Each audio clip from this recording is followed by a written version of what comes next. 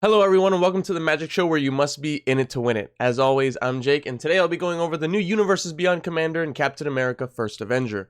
As he is my favorite Marvel character, I had to build the deck. Cap is a 4/4 for red, white, and blue, baby, and he states, at the beginning of combat on your turn, attach up to one equipment you control to Captain America. He also has an activated ability that if you pay 3 mana, unattach an equipment from Captain America, he deals damage equal to that equipment's mana value divided as you choose among 1, 2, or 3 targets. I've been looking for an equipment commander for some time now, and the fact that I get one in my favorite Marvel character is a Jake Flavor W. I really like his ability to attach equipment to himself every turn. It bypasses hefty equipment costs like a Colossus Hammer to really do some damage. His throw ability can end games with big enough equipment, but I see it mainly being used for removal. The fact that it can target up to 3 things means you can get rid of multiple creatures at once. The main strategy in this deck is to take players out with commander damage, but also by catching them off guard with Captain America's ability. There's different ways to build this deck in terms of specific equipment, but I threw this list together with some pieces I've always wanted to run, so let's see how it goes. Now this deck's ramp is almost solely artifacts, but there's one piece of equipment in here, in the Sword of the Animist. Sword of the Animist is one of the better pieces in this deck because you can play it on turn 2, play Cap on turn 3, and it automatically equips to him at the beginning of combat. From there on out, you're just ramping. The Reaver Cleaver can also be included here because it has the potential to make an obscene amount of treasure tokens. With those two out of the way, we have our usual commander suspects in Soul Ring, Arcane Signet, and the Talismans, of course. Removal in this deck is mainly your commander's ability, but we do have some commander staples and one equipment. Blasphemous Act is the best red board wipe to date, and with the right equipment, Captain America can survive it. Single Combat is a very strong spell in this deck as it protects your commander and deals with go-wide decks. Desynchronization is basically a one-sided board wipe on your end. You're going to keep your commander and all your equipment on the field. Chandra's Ignition can win you the game on the spot, or worst case scenario be a massive board wipe. Then you have your staples in Generous Gift, Swords to Plowshares, and Dispatch. Now the one equipment we do have is Argentum Armor, which destroys a permanent whenever the equipped creature attacks. This is very strong because you just have to pay the 6 mana and it auto-equips to Captain America. Now moving on to the equipment, we have Shadow Spear. It's one of the best equipments in the game that gives a creature lifelink and trample while having the ability to remove hexproof and indestructible. Loxodon Warhammer is another great lifelink and trample card that buffs Cap. Batterskull gives 4/4 vigilance and lifelink. It's included for the high mana cost for Cap's throw ability. Shield of War and Peace, this is included mainly because it's a shield. Sword of Fire and Ice is mainly here due to the card draw, but that's what I would say is the biggest issue with this deck. Sword of Feast and Famine, you should know why I included the best sword in the game. This equipment gives you a pseudo extra turn and is great to keep mana up for Captain's ability. Hammer of Nazan, in my opinion, it's one of the best equipment in the game. It grants indestructible and auto attaches any equipment that is entering the battlefield. Caduceus, Staff of Hermes, gives lifelink and indestructible if you have 30 or more life. Mjolnir, Stormhammer, this card is included for flavor purposes, but it can also tap down an annoying creature. Blackblade Reforge will make Captain America absolutely massive. Colossus Hammer will also make Captain huge, and it auto equips with his ability, so you're just paying 1 mana. Leyline Axe can be free if it's in your opening hand. The big boys are Cauldron Complete, that gives basically every keyword in the game. Nazgul Battle Mace, I have it for the high mana cost and the fact that it gives Annihilator 1. Excalibur, Sword of Eden, now this is the best equipment in your deck. With Captain's throw ability, this can deal 12 damage to a creature, player divided